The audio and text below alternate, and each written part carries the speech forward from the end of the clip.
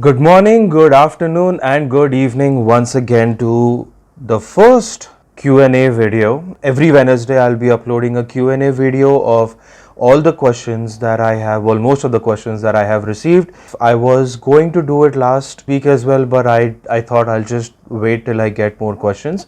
But first of all, thank you so much for watching the second video. I am amazed at how not only the people who are in animation but other fields also found some of the points very interesting. It was surprisingly I didn't think of it that way, but I'm glad to every single one who have also said in the comments that they would actually start working on their portfolios in 2020 and they will try and come up with a better showreel, a tighter showreel. And again, thank you so much for all the love. So today I have taken a lot of questions down that I would like to. We have around 10 questions that I'll try and answer, and I was not able to include all the questions. Again, thank you so much for all the love and all the positive impact that I'm seeing with these videos, and I just hope that it keeps getting better and better with every video. So let's just quickly start with our questions. First one is Rohit Jindal. He really liked the videos and he's looking forward to see if I'll be making any videos on the video game industry. Well, Rohit, I'm not fully aware of that industry, but yes, I will probably have someone from that industry and do some sort of an interview to give out more valuable information than what I actually know. But yes, please do keep checking on the videos, and I hope, brother, you're doing well. So thank you so much. Saurabh Kamre has a very interesting question. He's asked, why do big studios do not critique on the tests that they give out? And he also adds that it is very disheartening and frustrating to not know why exactly your test or your showreel was not selected. Well, Saurabh, to be quite honest, artists are not the only people facing this problem. And first of all, it is not a problem, it is just how the world works. So you need to understand that even we don't get critiques on the tests that we do to get a project. So if I know if there is some broadcaster or some bigger studio who is giving out tests and there are like 50 studios doing a test to get one show, there have been many times when I have given tests and they don't give you a reply in return as to why your test was not included, was not selected. And to let you know why that is, there is a cost attached to every single thing when it comes to business. Even when it comes to you as a freelance artist or as a production or as an artist in any company, there is a cost attached to every single thing that you do. So let's say as a studio, if I am applying for a test, okay, let me just do it from the point who is reviewing the test. So if you are getting paid, for an example, 24,000 rupees a month, you work 24 days a month, so that is 1,000 rupees a day. That 1,000 rupees a day is divided into 8 hours or 9 hours. So accordingly, every hour has a certain value, every minute, every second has a certain value attached to it. So when you're doing a test and that test doesn't get selected, that person or that company or that studio is not going to waste their man hours. And yes, I'm sorry, I'm saying waste because it at sometimes you don't have to take things emotionally, it has business attached to it, everything is calculated in money. So the amount of time that they are going to spend into telling you what you have done wrong is the amount of time that they can do into moving things ahead with the people that they have already selected. Please understand, this has nothing to do with studios or anyone meaning anything bad for the people who have not been selected. It is pure business, there is money attached to every single thing. But the good thing is, there are people out there who are willing to review your work. Some would charge money, some won't. You should not, as an artist, you should not expect from a studio to get back to you if your work is not selected. or review your work if it is not selected. Similarly, I don't expect for bigger studios to review my work because there is a cost attached to everyone and everything. So I hope that answers your question. But again, as I said, please do not take this the wrong way. And there are people out there that you can approach that can help you review your work. And it is as simple as just sending out an email to some, let's say like you are sending me out an email. This is something that I have done. I would really like for your opinion. If that person has the time, if I have the time, we will get back to you. There will be a nominal cost attached to everything. So you just have to keep looking, but please don't take it personally when studios don't get back to you. But you keep practicing, keep in touch. As I said in the last video, keep sending emails and keep in touch with everyone, and things will work out for you. So thank you, Saurabh. One House Animation has asked me the importance of drawing for 2D and 3D animation, and they specify that nowadays artists are not willing to do what it takes to be a good animator or to be a good 3D animator. Now, One House Animation, I have to say, this is one of the biggest problems we are facing in our industry. You are not the only one. Every single studio is facing that problem, and believe me or not, there are 2 videos that I have planned just for this, and I hope you guys will you will get your answer in that video. But thank you again. Ibrahim Uzain has well, first of all, he really loved the videos, and he's also asked me to make a small video on softwares that can be used in animation. And he personally thinks that it will be very useful for kids who are willing to learn animation sitting at their homes. So basically start at an early age. So yes, Ibrahim, again, I have noted this thing down. It is not something that we can talk in a Q&A, but I'll definitely make a list of every single paid, non-paid, easy, difficult softwares that people can choose from, and I'll definitely post it up. I've had 3 questions from Sanjot Devre. I've had the pleasure of working with Sanjot when our studio was new in Nasik. And I think now Sanjot might be in Pune working in some animation studio. Well, Sanjot, I hope you're doing well. And Sanjot has 3 questions. 1, how do you decide what deadlines should be?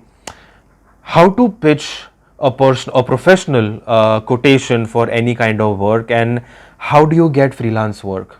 Well, Sanjot, how do you get freelance work? There is a video right here. I just spoke about it in the last video. I hope you saw it. I hope your question was answered. If not, the link is right here.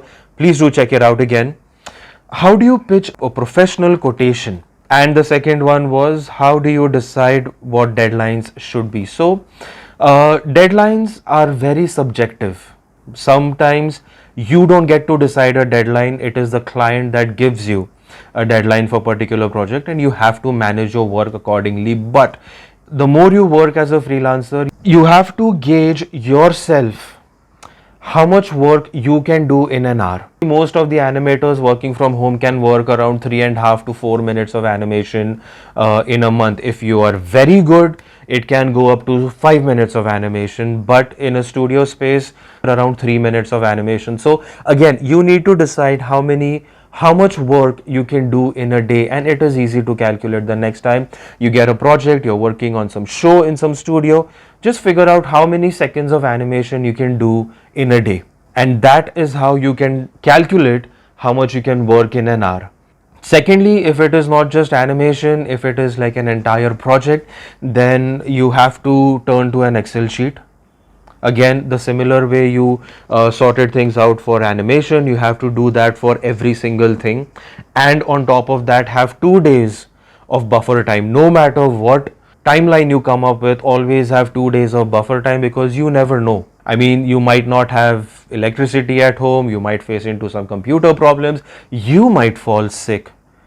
Anything can happen. So just make sure that no matter what deadlines you come up with, have 2 days buffer time, and most importantly, stay in touch with the client. The thing that the client hates the most is uncertainty of work. The client will be completely okay if you are late in delivering the work, as long as you tell them that I won't be able to deliver, so that they can manage things at their end. But if you are supposed to deliver tomorrow, and if you're telling today that I won't be able to deliver tomorrow, then the chances of you getting work from that client reduces. At least that is how the things work with us. If you have 1 week of deadline, and if you have gauged and there might be some problem, just make sure that you tell the client at least 4 days in advance that you will not be able to deliver on time, and you need 2 to 3 more days. And even as studios, even we keep some buffer time at our end, just for these unexpected things that can happen. Even the final broadcasters do the same thing at their end. It is a very common thing that happens with everyone, where you have to keep a buffer time of 2 days, just so that you are ready for anything that can go wrong. So always remember, start calculating the kind of work you can do in a day. That is how the number of seconds of work you can do in a day, or the number of character designs you can do in a day, like anything. Based on that, you will be able to figure out what the client wants and in how many days you can finish it. If the deadlines are too tight, then you might have to work day and night, but welcome to the field of animation. And most importantly, as I said, stay in touch with the client all the time. The last question asked by Sanjot was, how do you pitch a professional quotation? Now, there are many different ways of pitching a professional quotation. If you just Google online a template to pitch a professional quotation, you can easily get that template. But I'll tell you what all things ideally should go into pitching a professional quotation. So the very first thing is, what is your hourly cost? So you know how much work you need to do you can do in a month. You know, similarly, you can figure out how much you can do in a day. Based on your talent, based on your ability to how fast you can do things, you can decide on your hourly rate. Your hourly rate, your hourly cost should not be too insanely high, because if you give an insanely high quotation, people are probably not going to come to you again. So you need to be honest with yourself. You need to come up with an hourly cost. But more importantly, after that hourly cost, usually people tend to forget to add the additional costs that go into a quotation, which is your phone bill. You are going to go on a phone call with the client many times. Now, I'm not saying if you have a 500 rupee monthly ka package, add 500 rupees into the quotation. No, because you are also going to use the same phone call during that month for other clients as well. So 10 rupees, 20 rupees, add it in there. It is not a lot, add it in there. Okay, think about the electricity cost. You're working in a flat by yourself, you are living away from home, you're paying, let's say, 6,000 rupees ghar ka rent, electricity and everything, tumhare khane ka kharcha and everything. Again, all these things have a daily rate. So how much time are you going to spend on that project? 4 days? What is the 4 days rate of the rent, the 4 days rate of the food that you're going to eat, the 4 days rate of the phone call that you're going to make to those clients? Are you working on one project, or are you working on 2 projects together? If you're working on 2 projects for those 4 days, then divide those into those 2 projects, but make sure to add all these things, and on top of this will be your profit. Now, again, when all these things come together, you will have to adjust it, because some projects do pay better, some projects don't pay that much. So you have to keep in mind what all things, what the kind of project is, what the kind of client is, what is the emergency of the project, how much work you're going to put into it, and on top of everything is your profit, because you need to save some money. Ideally, all these things, your hourly cost, your daily cost of living, that involves your phone bill, your electricity bill, your internet bill, your rent, all these things divided into the number of days that you're working on the project. And also keep in mind that on top of that, you have to add your profit. If the costing at the end becomes too high, then adjust it with some other project. But remember, your daily living should come out of this project before your whatever % profit you add on top of it. So the more you try this thing out, more you get this thing in your daily habits, the easier it will be for you to account how much money you're spending a day and what actually goes into making a professional quotation. So Sanjot, your questions were amazing and I hope I have answered them all. Again, if you have any other queries, please do DM me on Instagram. Please do send me messages on comments on YouTube. They're all welcome. I'll try and answer them again. So, Prarabh Dhaware, I think I'm sorry if I did not pronounce your name properly. You wanted to know the whole process of getting a job, and I hope my last video did that for you. And I know we've been talking on Instagram. And again, as I said, guys, just stay in touch with me. Anything you want, I am here to answer. But if I don't answer, please don't take it wrong, take it the wrong way. I will get to your questions, I will get to your queries as soon as I can. Saurabh 6569 asked, he's written in Hindi, I'll translate it in English, कि no matter what I imagine, I just cannot draw it, and no matter how much I practice, he just can't draw what he can imagine. Saurabh, I'm going to answer this in only one line: keep practicing. This is a field that needs patience. And by patience, I mean you will have to draw for 2 years straight, or you need to practice at least 2 years, at least 3 years for your drawing to be anywhere close to good. Drawing from imagination is a completely different ball game. I think you should just start with drawing what you see, drawing life objects, drawing pick up Disney characters or any characters. Go online, just find out model sheets or expression sheets and just draw cartoons, just copy them. Copying art is the easiest way of getting better. I also tried Googling or tried checking your account on Instagram. If you don't have an account, please make an account. Your account is private. Please make an art account where you post only your art. That helps you keep a track of how good you're becoming, how good you're getting. Year down the road, you can check what you've done like today, and then year down the road you will see the way you have improved. So, and once you get good at copying and once understanding how different artists are drawing a single thing, like let's say if you're drawing a hand, 10 different artists are drawing a hand in 10 different way, but it all looks right. So before you get into drawing what you know by knowledge, which makes it look right, just keep copying. Copy for a year, copy for 2 years, and every day try drawing something by imagination, so that even if you don't get it, you're not frustrated. And at the end of the day, you have some good quality copied drawings and post them on Instagram. And if I'm not wrong, you are just starting in this industry. I have been in this industry for 18 years, and when I first got into business, it was 6 years ago. Things started when things started getting busy, even I quit drawing, and it was very sad. I should not have quit drawing because my drawing just went down. And now you can see that every single day, it doesn't matter even if it is for 6 minutes or 10 minutes or 20 minutes, I draw something. And again, the only way I started was I started by copying. Just copy stuff. Focus 80% of your attention on copying. Copy different artists, copy different styles, because you have not explored the world of art yet to say I'm not able to imagine or draw what I imagine. To draw what you imagine, your imagination also needs to develop a lot more, and that will develop a lot more once you start copying and start opening yourself to a broader horizon of artists.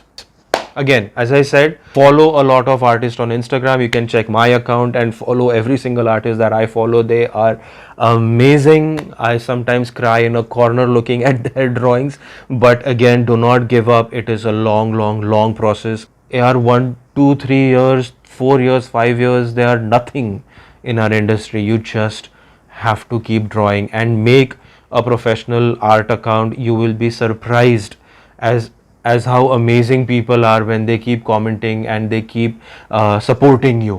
It just helps. So make sure to do these things. And again, thank you, Saurabh, for asking me this thing. So I had a question from Real Muni Fali.